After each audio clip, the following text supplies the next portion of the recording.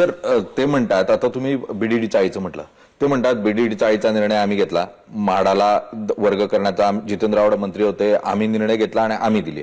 Coastal वे आम्ही केला, आम्ही डीपीआर क्लिअर केला, आमचं श्रेय होतं, यांचं सरकार आलं म्हणून हे श्रेय लागतंय, अशा स्वरूपाचा थेट आरोप ते तुमच्यावर करतात.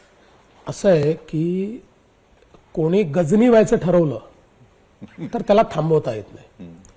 बीडीडी चाळीचा निर्णय मुख्यमंत्री म्हणून मी घेतला, बीडीडी चाळीचे टेंडर्स मी काढले, बीडीडी चाळीचं वर्क ऑर्डर मी दिला, बीडीडी चाळीचं भूमिपूजन मी केलं. बीडीडी चाळीचं काम वर आल्यानंतर यांचं सरकार आलं, यांनी काम सुरू असताना पुन्हा जाऊन भूमिपूजन केलं, एवढंच यांचं श्रेय आहे. याच्या पलीकडे यांचं काही श्रेय नाही. आणि हे तुम्ही टाइमलाईन जर बघितली तर बीडीडीचं काम हे 2018च्या शेवटाला सुरू झालेलं आहे. त्याच्यामुळे या ठिकाणी मी तुम्हाला सांगतो की दुसऱ्याचा पोरगा आपल्या मांडीवर बसवला, आपला पोरगा होत नाही.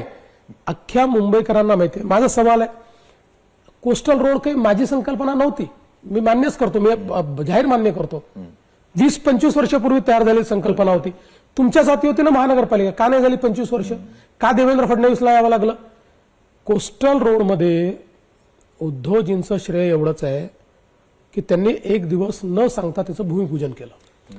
कोस्टल रोडचा प्रॉब्लेम काय होता की कोस्टल रोडमध्ये रेक्लेमेशन लागतं, आपल्या देशामध्ये ते अलाउड नव्हतं, त्याचा कायदा नव्हता, त्या संदर्भातले नियम नव्हते, त्याच्यावर सुप्रीम कोर्टाची स्थगिती होती.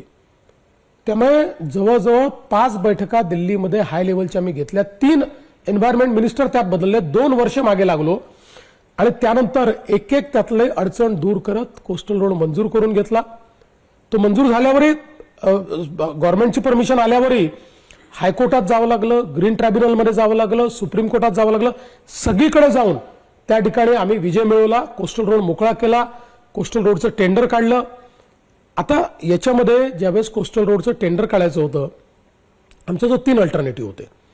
एक महानगरपालिका होती, एक MMRDA होती, एक MSRDC होती.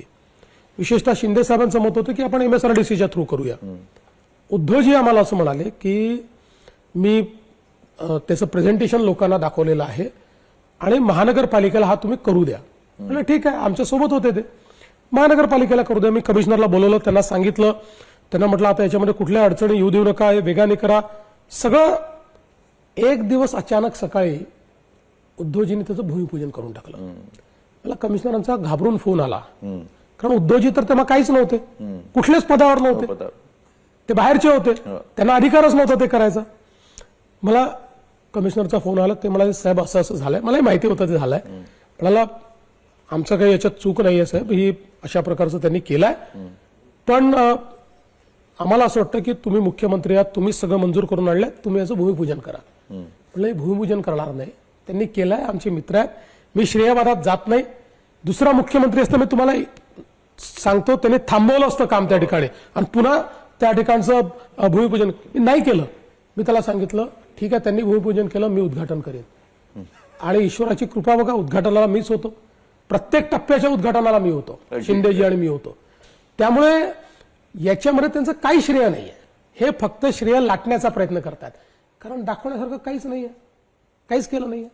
सर तुम्ही आता म्हटलं की दुसऱ्याचं बाळ मांडीवर बसवून आपलं मुलं असं सांगणं शक्य होत नाही. दरम्यान उद्धव ठाकरे थेटपणे म्हणतात की भाजप वांजोटी आहे, त्यांना मुलं होत नाही म्हणून आमची लोक जी आहेत किंवा आमचे कार्यकर्ते त्यांच्या पक्षात घेऊन जातात आणि त्यातून पक्ष वाढवण्याचा प्रयत्न करतात. त्यांना त्यांच्या शब्दात मी उत्तर देऊ शकतो, पण मला शोभत नाही. तुमची पोरं तुम्हाला सांभाळता येत नाही, मी बायका म्हणत नाही, मी पोरं म्हणतोय. तुमची पोरं तुम्हाला सांभाळता येत नाही, तुमची पोरं तुमच्याकडनं निराश आहेत, तुमच्या पोरांना दिसतंय की तुम्ही मोठे मोठे होताय आणि त्यांना मात्र काहीच मिळत नाही. त्यांना कुठलं पद मिळत नाही, त्यांना प्रतिष्ठा मिळत नाही. केसेस घ्यायच्या तर त्यांनी घ्यायच्या, तुमच्यावर एकही केस नाही, तुम्ही कधी आंदोलन केलं नाही. त्या लोकांनी मारझोड करायची, त्यांनीच आंदोलनं करायची, त्यांनीच मार खायचा, त्यांनीच जेलमध्ये जायचं आणि तुमच्याकडे प्रवेश देखील त्यांना मिळत नाही. त्यामुळे तुमच्या या कारभारावर निराश होऊन ते बाहेर पडतायत, आमच्याकडे येत आहेत. शेवटी आमच्याकडे येणारे ते जुने हिंदुत्ववादी विचाराचे लोक आहेत, आम्ही घेतो त्यांना.